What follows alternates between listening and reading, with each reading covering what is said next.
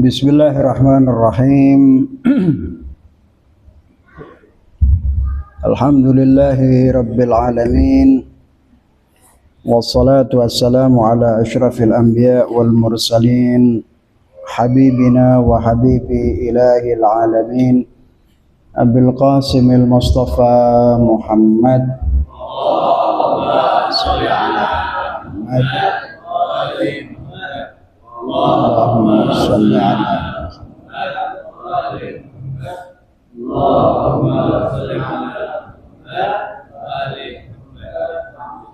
wa ala alihi wa ashabihi al-mayamin. Rabbi shrah li sadri wa yassir li amri wahlul 'uqdatam min lisani yafqahu qawli. Amma ba'd.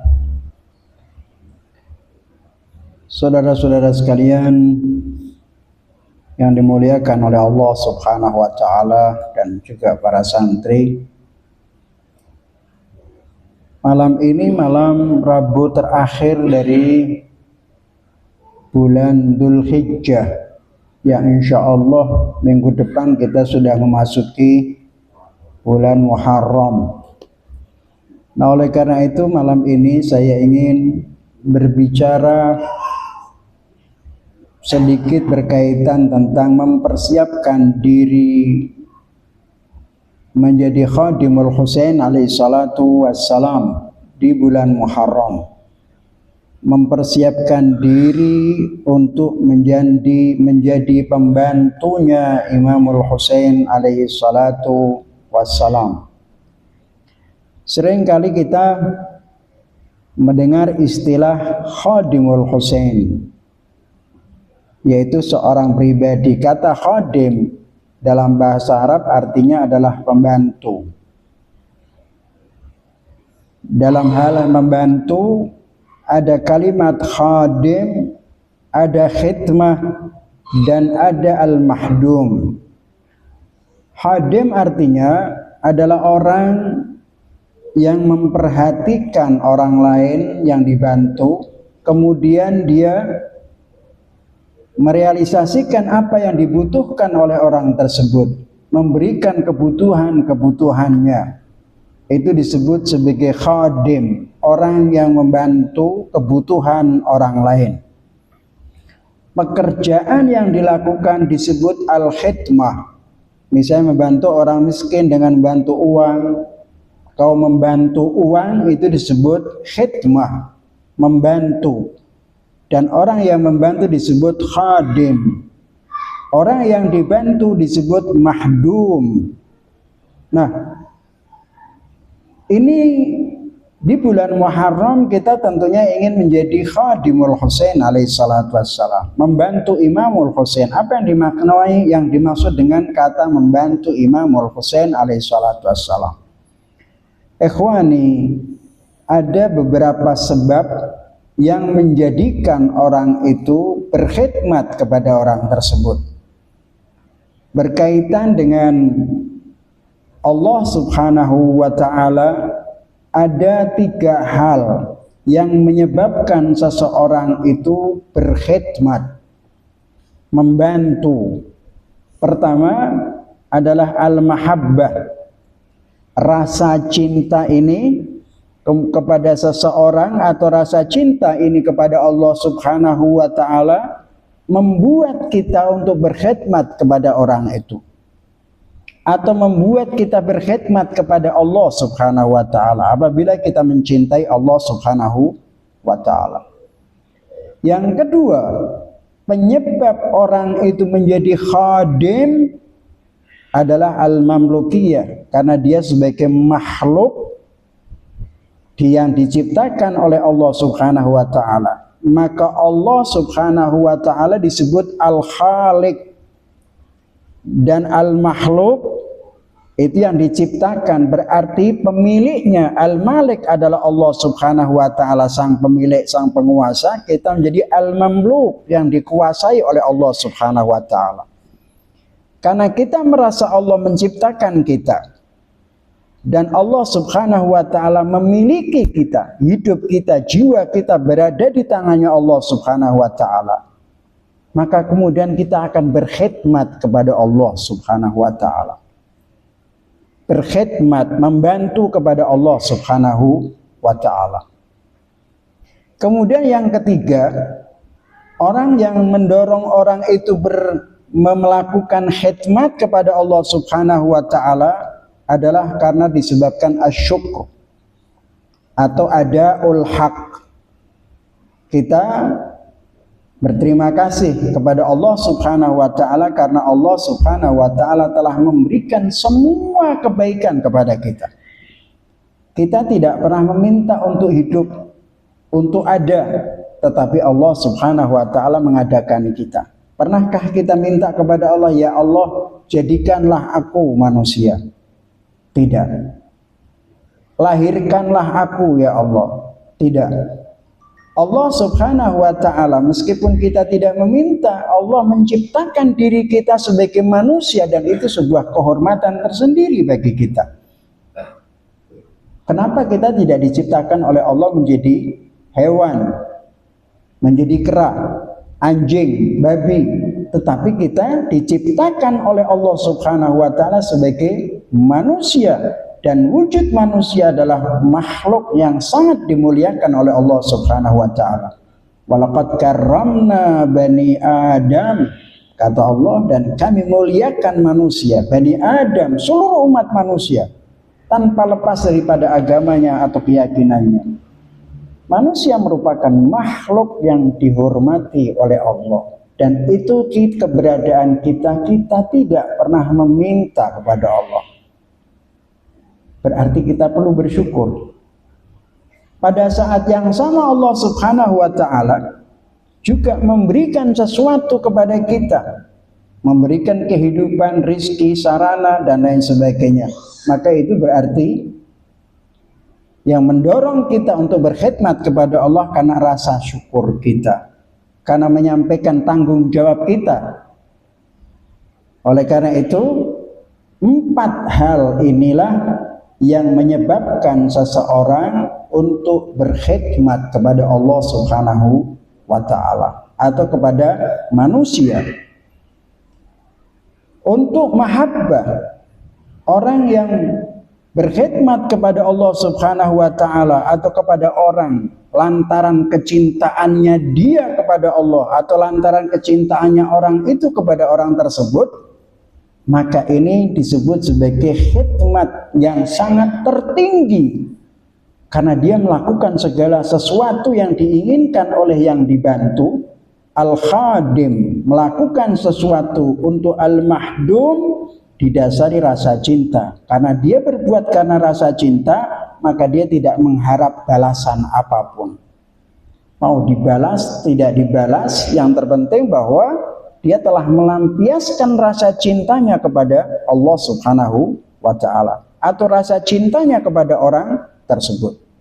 Makanya kita temukan berapa banyak para santri misalnya, dia saking cintanya kepada kiainya sedemikian dahsyat, dia tidak pernah peduli apakah dibalas atau tidak dibalas, tetapi itulah khidmat kepada dia karena rasa mahabbah. Yang kedua, Allah Subhanahu wa ta'ala sebagai Al-Khaliq, maka orang itu kemudian berkhidmat kepada Allah Subhanahu wa ta'ala karena dia merasa dirinya adalah miliknya Allah yang tidak memiliki apapun.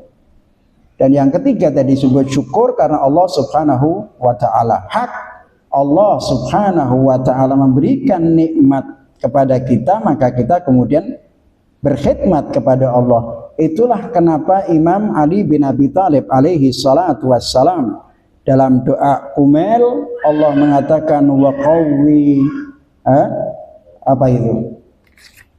Wa qawwi fi khidmatika jawarihi. Imam Ali bin Abi Thalib mengatakan wa qawwi ala khidmatika jawarihi washdud ala al-azimati jawanihi.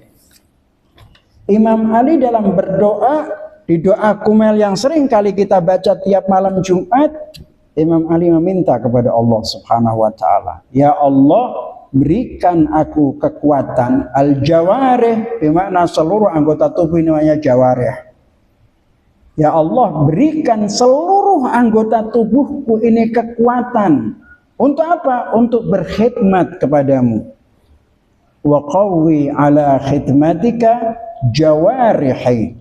Ya Allah, jadikan seluruh anggota tubuhku ini untuk berkhidmat kepadamu ya Allah. Yang kedua, washdud 'alal azimati jawanihi. Kata jawanih artinya ruh, hati, jiwa kita. Ya Allah, berikan aku kekuatan untuk semangat senantiasa berkhidmat kepadamu. Tubuhnya dan anggota tubuhnya dikuatkan oleh Allah Ta'ala untuk berkhidmat kepada Allah. Hatinya juga dikuatkan oleh Allah Subhanahu wa Ta'ala untuk senantiasa berkhidmat kepada Allah Subhanahu wa Ta'ala. Lalu apa makna khidmat kepada Allah? Menjadi khadimnya Allah Subhanahu wa Ta'ala. Khidmat kepada Allah artinya adalah bahwa kita harus melaksanakan semua yang diperintahkan Allah dan meninggalkan semua yang dilarang oleh Allah Subhanahu wa Ta'ala. Itu baru kemudian disebut khidmat. Tetapi dalam khidmat yang semacam ini tidak cukup hanya dengan berdoa kepada kita berbuat sesuatu, tetapi dibutuhkan taufik dari Allah.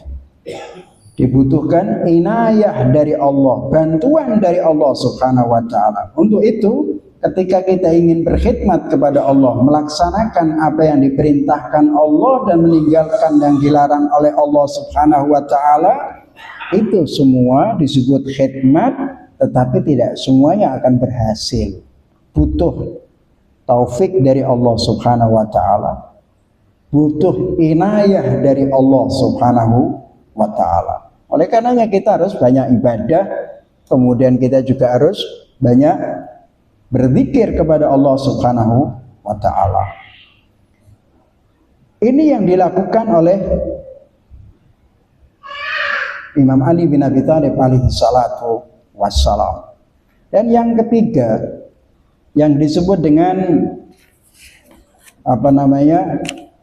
al-khadim, dikarenakan misalnya orang tua itu waliun ni'mah. Orang tua itu kan mendidik kita, memberikan kehidupan kepada kita, membesarkan kita, ngasih makan kita. Maka kewajiban kita kepada orang tua kita adalah berkhidmat kepada orang tua kita. Karena kita dihidupi oleh kedua orang tua kita, disayangi oleh kedua orang tua kita, kewajiban kita adalah berkhidmat kepada orang tua kita. Berkhidmat kepada orang tua kita apa? Membantu kebutuhannya, keperluannya, dan keinginannya yang diinginkan kita penuhi semua. Ini namanya khidmat. Dan kita sebagai khadim, orang tua kita sebagai mahdum, dan apa yang kita berikan itu disebut khidmat kita. Demikian pula kepada Allah Subhanahu wa Ta'ala. Terus bagaimana berkhidmat kepada Al-Imamul Husain alaihi salatu wassalam? Yang dimaksudkan dengan berkhidmat kepada Imamul Husain alaihi salatu wassalam itu ada 3 rukun, 3 syarat yang harus terpenuhi untuk berkhidmat kepada Imamul Husain alaihi salatu wassalam. Di bulan Muharram nanti ketika kita ingin menjadi seorang khadimul Husain, pembantunya Imamul Husain alaihi salatu wassalam, ada 3 hal terpenting yang perlu kita ketahui bersama. Kalau tidak punya 3 hal ini, apapun yang kita lakukan tetap mendapatkan pahala dari Allah Subhanahu wa Ta'ala, tetapi kita belum tentu menjadi khadimul Husain alaihi salatu wassalam. Pertama, yaitu ma'rifatul Husain. Kita harus memahami siapa Imam Husain. Mengenal Imamul Husain, memahami Imam Husain bukan karena fisiknya, bukan karena siapa ayahnya, bukan karena siapa ibunya dan keturunannya, tetapi kepribadian Imamul Husain alaihi salatu wassalam dan hubungannya dengan Allah Subhanahu wa Ta'ala. Sahsiyatul Imamul Husain. Anda akan berkhidmat kepada seorang guru. Dan kenapa Anda berkhidmat sedemikian rupa pada seorang guru? Karena kau tahu tentang kadarnya seorang guru itu. Kenapa engkau berkhidmat kepada ibumu? Karena engkau tahu siapa ibumu. Kenapa engkau berkhidmat kepada ayahmu? Karena engkau tahu siapa ayahmu yang sesungguhnya. Sehingga andai saja orang tuamu itu meminta sesuatu yang sulit pun, kau akan melakukannya demi merealisasikan keinginan orang tua tersebut. Kenapa? Karena Anda tahu siapa orang tuamu, siapa gurumu, siapa ayahmu. Pertama adalah ma'rifah, mengenal Imamul Husain alaihi salatu wassalam dengan benar-benar mengenalnya. Yang kedua, mencintai Imamul Husain alaihi salatu wassalam. Anda tidak mungkin berkhidmat kepada Imamul Husain alaihi salatu wassalam tanpa engkau mencintai dirinya. Mustahil. Dan yang ketiga, at-tafani, yaitu melebur diri dengan Imamul Husain alaihi salatu wassalam. Jadi orang tidak bisa disebut sebagai khadimul Husain kalau dia tidak mengenal Imamul Husain. Walaupun dia mengenal Imamul Husain, tidak akan pernah disebut sebagai khadimul Husain kalau dia tidak mencintai Imamul Husain alaihi salatu wassalam. Mengenal Imam Husain, mencintai Imamul Husain, tetapi dia tidak akan bisa disebut sebagai khadimul Husain kecuali kita telah menyatu dengan Imamul Husain alaihi salatu wassalam. Maksudnya menyatu bagaimana?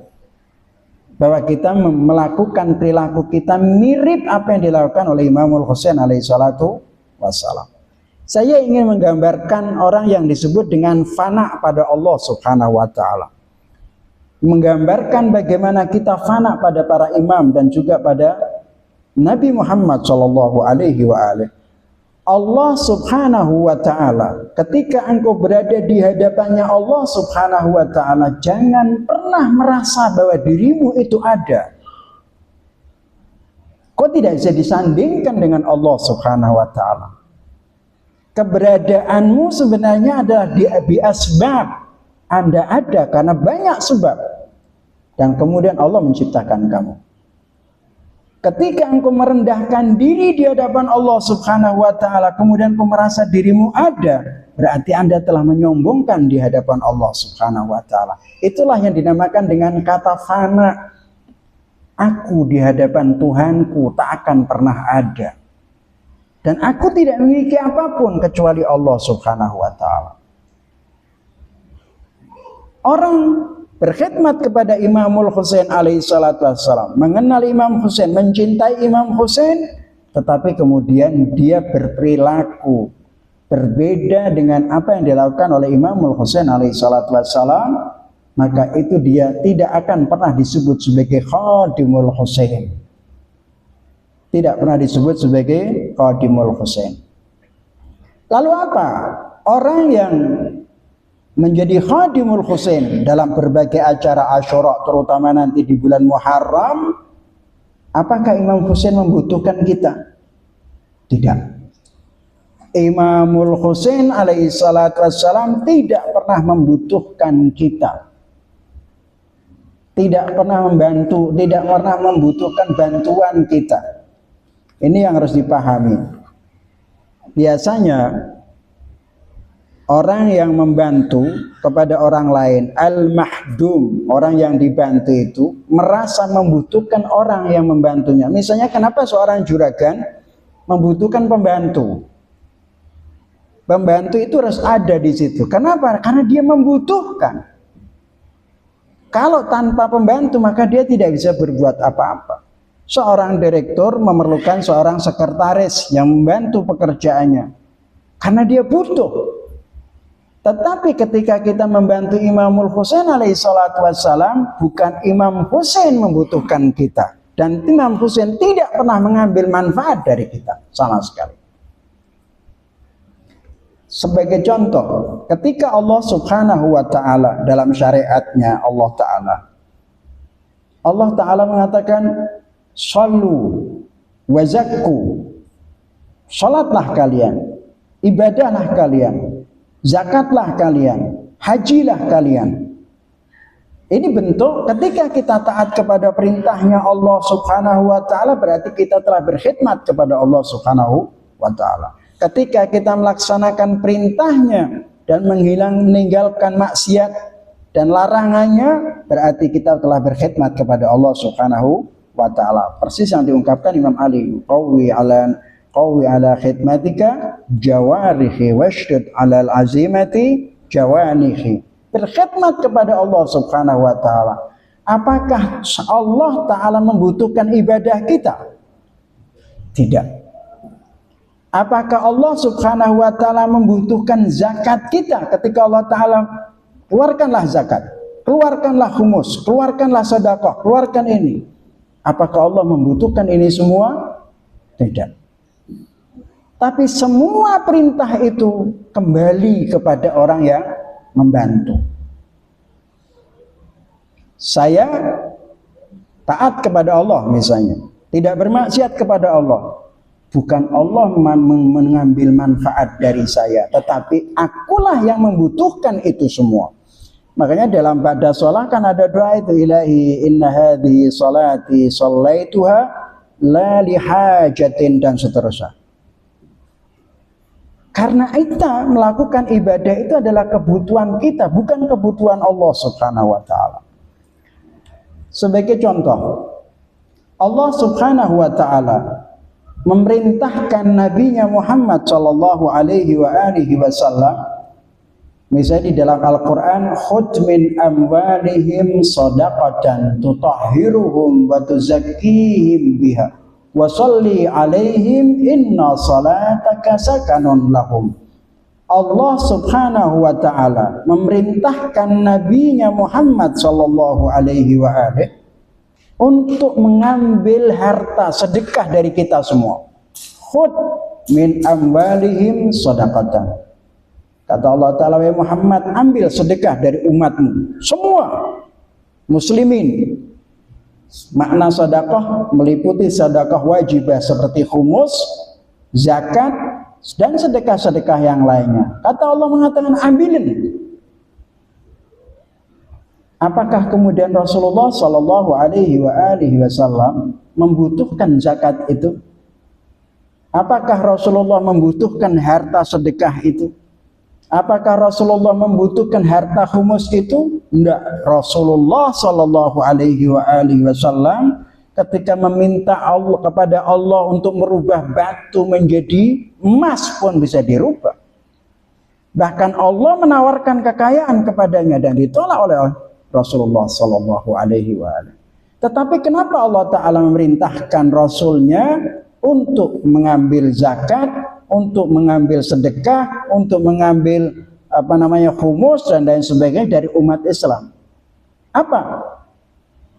Ternyata Allah Subhanahu wa Ta'ala dalam Al-Quran melanjutkan tutahhiruhum wa tuzakkihim. Sedekah, zakat, humus dan lain sebagainya itu mensucikan jiwa mereka, membersihkan hati mereka, mengembangkan kekayaan mereka. Kemudian wasalli alaihim, doa untuk mereka.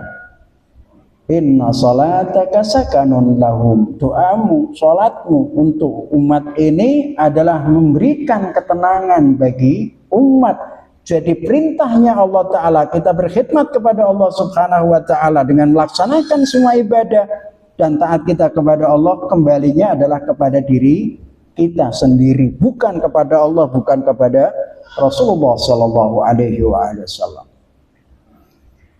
Tetapi berbeda memang ketika kita membantu orang lain. Orang yang dibantu itu merasa terbantu, mendapatkan manfaat. Tetapi berkhidmat kepada Imam Husain artinya berbalik, manfaatnya bukan kepada Imam Husain alaihissalatu wassalam, tetapi manfaatnya kembali kepada kita yang berkhidmat kepada Imamul Husain alaihissalatu wassalam. Anda berkhidmat kepada orang tua, manfaatnya kembali kepada orang tua.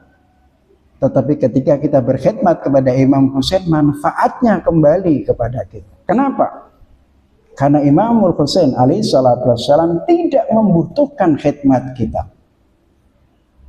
Imam Husain, apakah kalau kita membantu Imam Husain berkhidmat acara Asyura, acara Husainiyah tiap malam 1 sampai tanggal 10 itu menjadikan Imam Husain menjadi terkenal?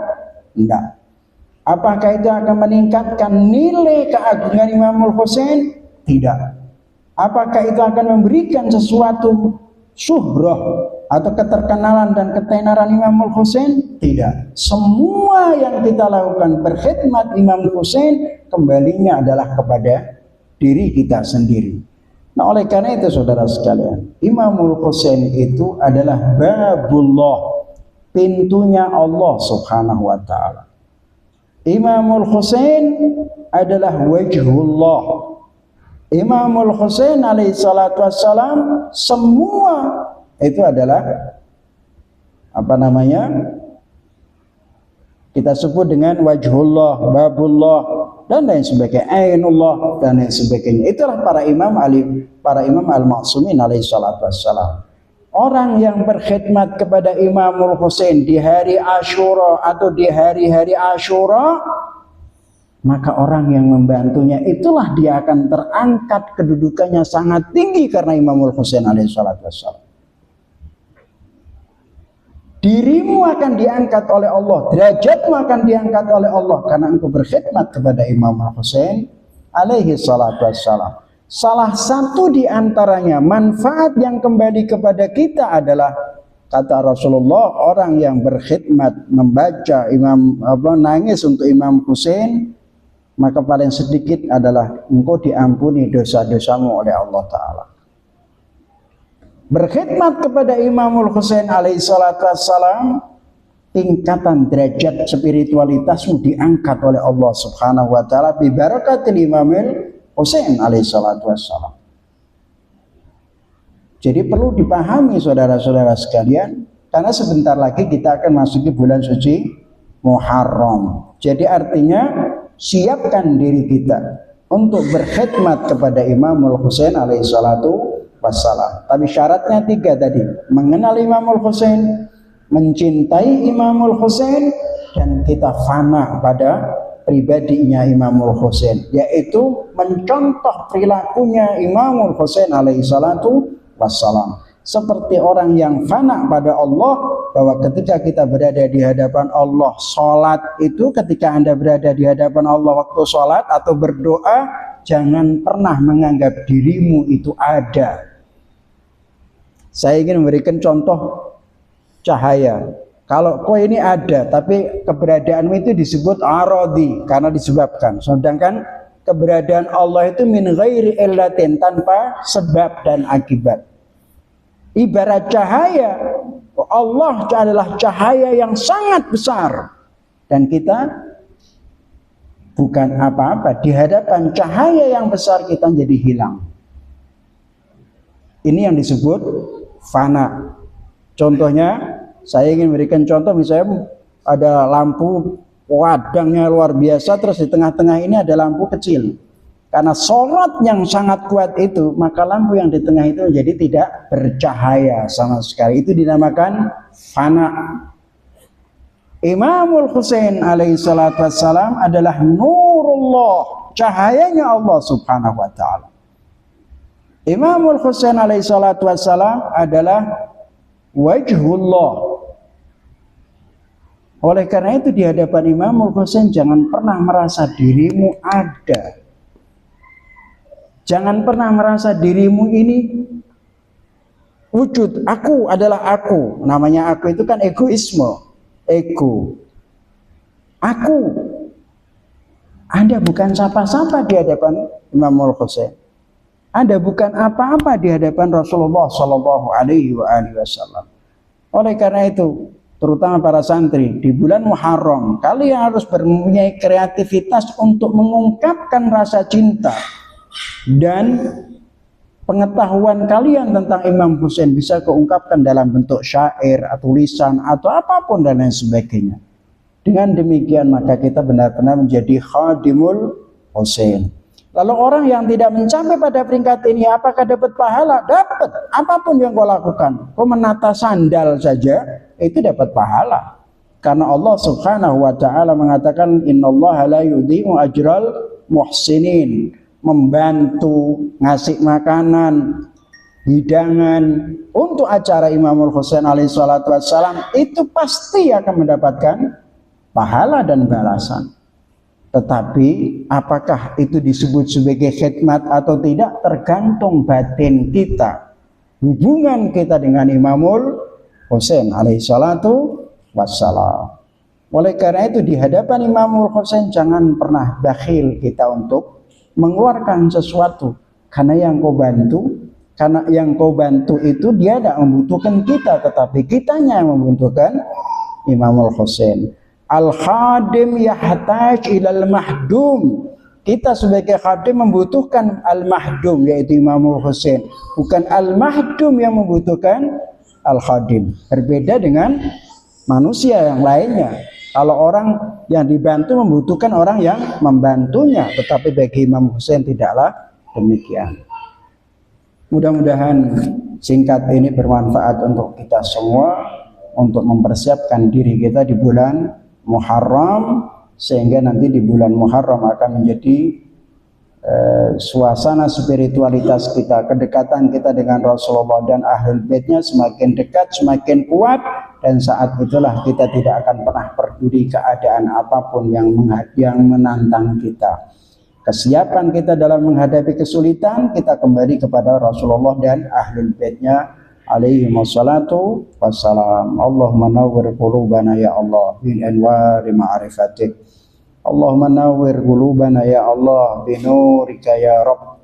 Allahumma ij'alna min atba'i Imam al-Husain alaihi salam.